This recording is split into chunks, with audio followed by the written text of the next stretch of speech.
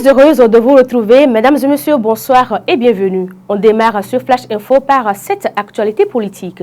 C'est désormais officiel. Thomas Boni-Yayi est le président du parti Les Démocrates. Il a été élu le dimanche 15 octobre 2023 au terme des travaux du premier congrès du parti Les Démocrates à Parakou. L'ancien président de ce parti, Éric Rondeté, devient désormais vice-président. Le congrès a permis de réfléchir sur le thème « Défi des élections générales de 2026 ».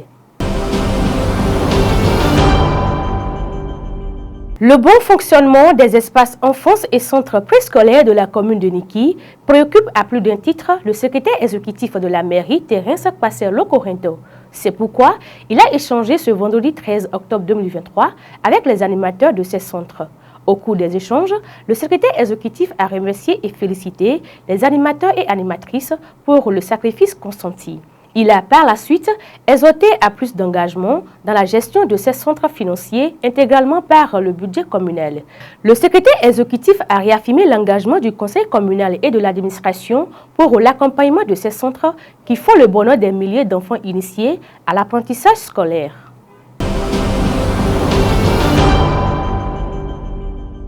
L'Association pour le développement économique et social Nyamoussara de Wassapionko a renouvelé ses instances dirigeantes.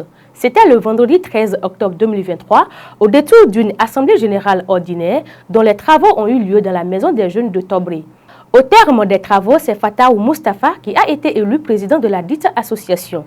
Il a pris le gouvernail des mains de son prédécesseur Amouda Boni Dassogui. Rémi Prosper Moretti, président de la RAC, et ses conseillers ont été reçus dans l'Ordre national du Bénin. C'est le vendredi 13 octobre 2023, au détour d'une cérémonie fort simple. Ainsi, le président de la RAC et le conseiller Mohamed Ali Kamarou Amidou ont été élevés à la dignité de grands officiers de l'Ordre national du Bénin. Quant aux autres conseillers, ils ont été faits commandeurs de l'Ordre national du Bénin. Pour plus d'informations, tapez www.dabarou.bj.